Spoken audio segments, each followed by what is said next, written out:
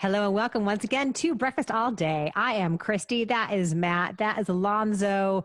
We're here, but we should have left. Apparently, we are talking about this new Blumhouse horror movie that Universal is putting out on streaming for you to enjoy in your house. It's about a house that you should have left. Who's describing? Oh, me. Yeah, something like a title that is also a review. So Kevin Bacon is the older, jealous husband of movie star Amanda Seyfried. And he has a bit of a dark past. He's a somewhat infamous figure. He was involved in a death that everybody assumed that he did it, but he was acquitted, but still everybody wonders what that was about. They have a very young daughter, and they decide to go spend some time before she has to work in London at this gorgeous country house in Wales, way out in the middle of nowhere, this oddly, kind of modernist style, of architecture, and of course it's got weird mystery hallways and things that go bump in the night, and everybody in the town gives them a creepy look, like, oh, you're in that house, and so Kevin Bacon tries to get to the bottom of what's going on there, and will the house win out, or will Kevin Bacon conquer his own personal demons as well as some perhaps literal ones in figuring this out? Oh my God, I was bored. bored for so much of this movie. The house itself is pretty cool. The house is a character. But truly it is, because it keeps changing. And I would say that the house changes and evolves more than the actual human beings do in this. Yes.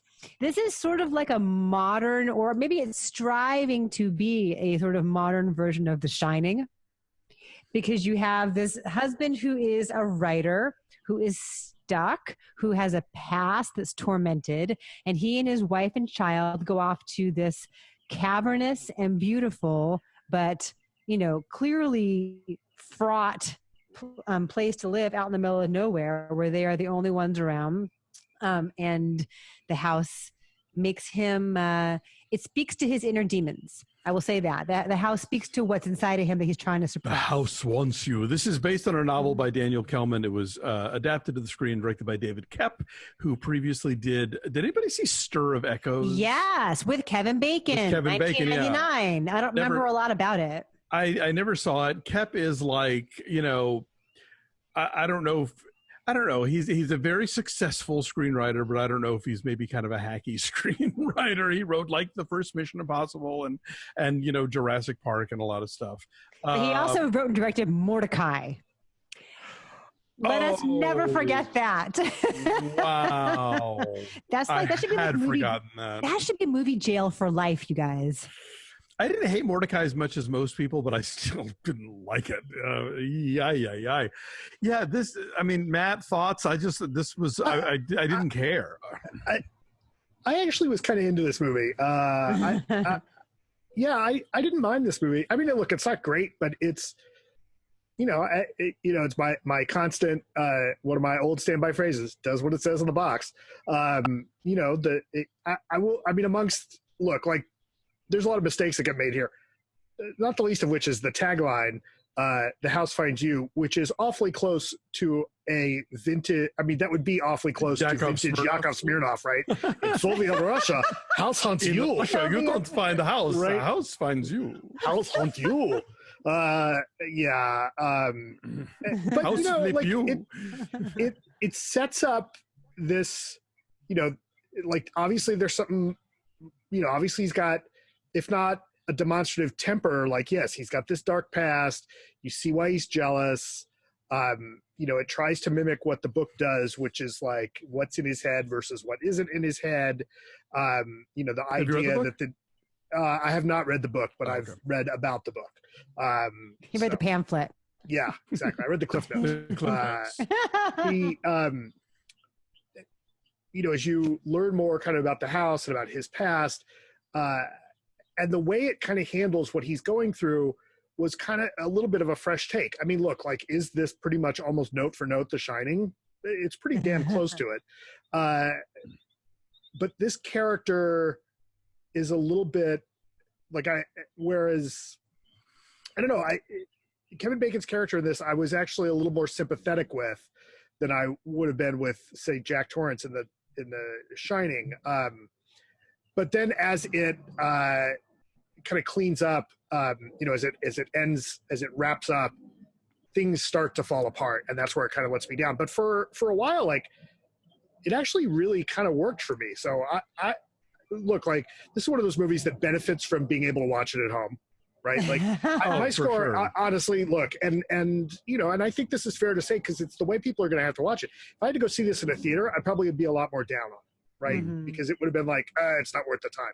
But like, yeah, sure, you're going to watch it at home, and there's not a lot of other choices, and you like something that's kind of spooky, sure, why not? Like, I mean, fine. Bacon's good. I want to shout out Avery. Everyone loves Bacon. Avery T.U. Essex, who plays their daughter, I think is quite good. And I agree, and she looks like Amanda Seyfried, which is helpful. But also, they have a really believable mother-daughter and then father-daughter. Both those bonds are different, and she's not like a precocious, cutesy Disney. No. No. She's actually acting. And I will say, like, given that so much of the Blumhouse formula is let's shoot it in one location as much as possible, the fact that the location itself keeps changing is kind of an interesting play on that trope. But yeah, I don't think that Koepp has really a handle on tension or the suspense. Yes, there are some cool reveals toward the end where we sort of find out more about what this house is capable of and how things exist within its walls and outside of its walls, but getting there is not half the fun. And I don't know that he also has a firm grasp on what it is what the movie is trying to say about why the house does what it does. Beyond it being a gimmick. Yeah. What the house is doing, beyond it being evil. I guess, but is it purgatory? Like why? Yeah, I don't know though that it's vague and unsatisfying as to what exactly is the resolution of all of this. Well, and we should talk afterwards, kind of, because I think what the house actually doesn't quite live up to. I don't think the ending lives up to the setup that its immediate setup, kind of like at the beginning of the third act. So, but let's talk afterwards because I don't want to give away what happens with the house. We agree. Anyway, so if you do want to watch this, as you guys mentioned, if you're stuck at home and there's not a lot to watch, it's one of those where you can rent it for like 48 hours for $19.99.